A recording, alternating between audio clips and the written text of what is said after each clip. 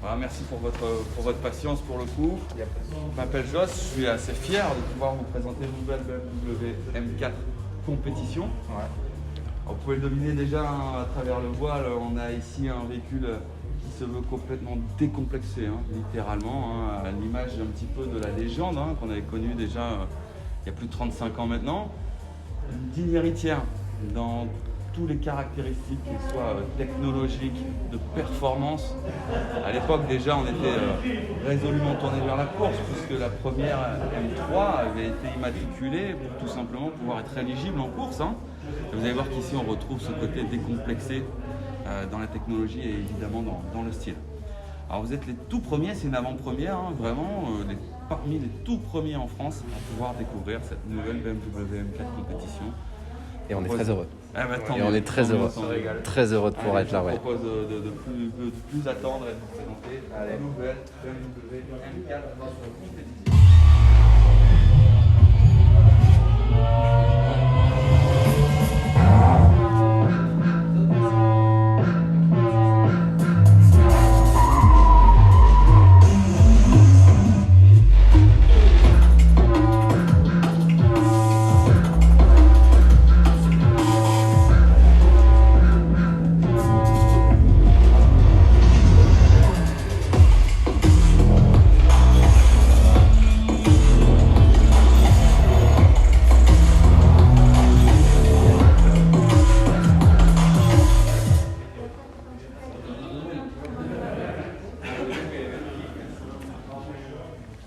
Le coloris est incroyable.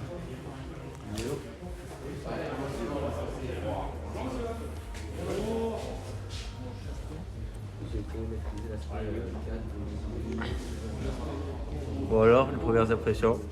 Il n'y a pas de mots. Il n'y a pas de mots. Il n'y a pas de mots. Si vous voulez me rejoindre, je peux vous faire une présentation rapide et puis je vous laisserai ensuite la découvrir par vous-même. Si vous avez des questions, n'hésitez pas. Vous avez sous les yeux ici la version nouvelle BMW M4 compétition. C'est cette version qui est retenue pour alimenter le marché français. Elle sera livrée à partir de mars 2021. Un moteur cylindre en ligne, 3 litres, biturbo, 510 chevaux. Une plage de couple assez exceptionnelle puisqu'elle développe 650 Nm, mais de 2700 à 7200 tours. Donc là, on a vraiment un véhicule résolument taillé pour être performant sur circuit. Pour ce qui est du design, ce qui permet d'avoir ce côté distinctif et caractéristique de la famille M, c'est d'avoir cette calandre qui sera commune avec M3, vous le voyez ici. Première chez BMW, on voit ici qu'on a pour la première fois une omission du contour de cette fameuse calandre. Les lignes horizontales là ici qui bénéficient d'un traitement spécial noir brillant et qui permettent d'alimenter jusqu'à 6 radiateurs pour refroidir évidemment moteur, boîte de vitesse, turbo, huile et 2 ici supplémentaires, on peut les deviner derrière ces prises d'air latérales, 2 qui eux sont destinés à l'usage intensif circuit et qui se déclencheront lorsque vraiment on va solliciter un usage plus intense. Disponible en carbone, avec le pack carbone. Ici, ce que vous voyez dans les signatures lumineuses et notamment ces pointes bleues, c'est un éclairage de technologie laser qui peut éclairer jusqu'à 600 mètres et s'adapter évidemment en fonction des besoins. On va pouvoir admirer aussi le travail du design qui a été fait en prolongement de cette calandre ici. Vous avez ici ce prolongement où on va retrouver ces prises d'air. En tout cas, l'emplacement qui sera les prises d'air sur la version qui est en développement aujourd'hui, notamment GT3 pour les compétitions. Et puis, voilà ce prolongement ici qu'on pourrait aller rechercher jusqu'au toit carbone. L'utilisation du carbone de série avec ces arêtes qui vont permettre aussi le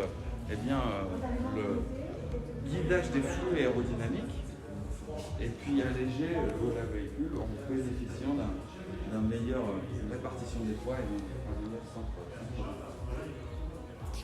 Alors c'est peut-être ici finalement la vue qui passe ici où on va voir la musculature de ces ailes finalement très prononcée et qui viennent supprimer ces jantes.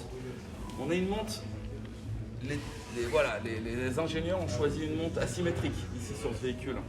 19 pouces à l'avant, 20 pouces à l'arrière, agilité, inscription en courbe, rigidité. Voilà, et puis on va pouvoir faire passer ces 650 Nm grâce à la taille en 20 pouces sur l'arrière. Jantes forgées. Voilà, c'est ce qui permet la légèreté, la rigidité évidemment, et puis ce travail des jantes ajourées qui permettent d'une part d'être très esthétique et magnifique, mais en plus de refroidir un maximum les freins, en plus des écopes ici que vous voyez. Et puis un déport. Ouais, c'est assez important. Un déport vertigineux ici. Ouais.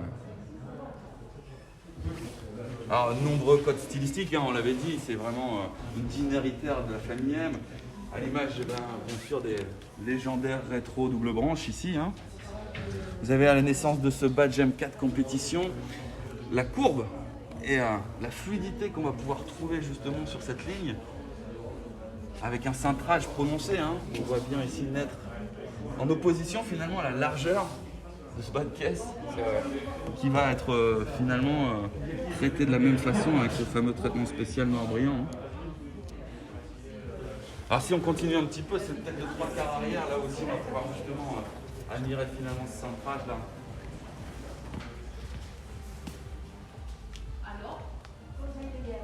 Qui lui donne fluidité.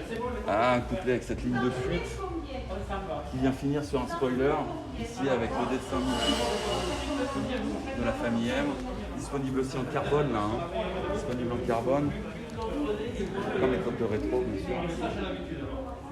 Et puis là, la signature, puisqu'on retrouve un diffuseur qui va être élargi à tout l'arrière, de cette nouvelle BMW M4. Intégration des sorties d'échappement, ici généreusement proportionnelles, vous le voyez, relié directement au silencieux. Un spoiler, un diffuseur sur lequel on a travaillé le côté vertical aussi pour venir sublimer ces sorties d'échappement et encore une fois asseoir l'arrière de nouvelle M4.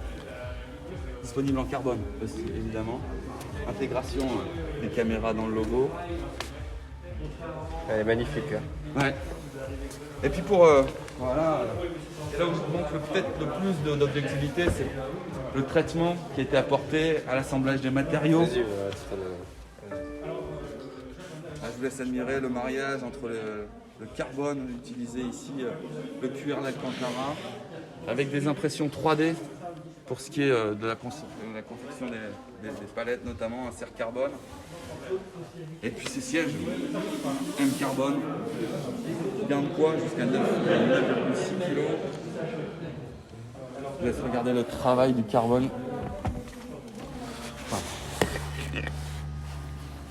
Les sièges électriques.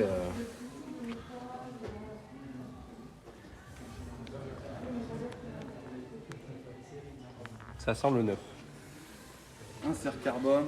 Alors c'est des sièges en plus qui permettent une utilisation circuit puisqu'on peut y mettre un harnais 4 points.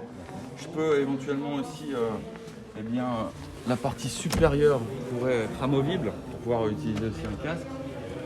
Voilà. Et puis en termes de réglage de configuration, on retrouve ces fameux boutons qui sont des raccourcis finalement de réglage setup de votre voiture personnalisé.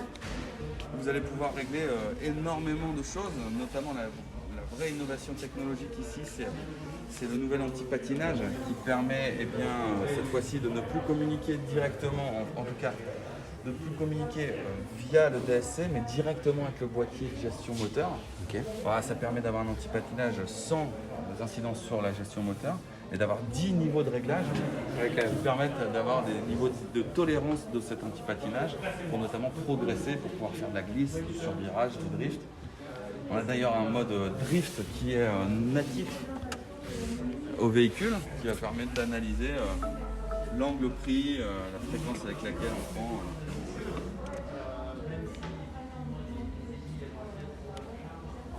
Voilà. Je peux me mettre dedans? Je peux me mettre dedans? Je t'en prie, ouais. Ok. Voilà, si vous avez des questions supplémentaires, n'hésitez pas. Si vous voulez découvrir.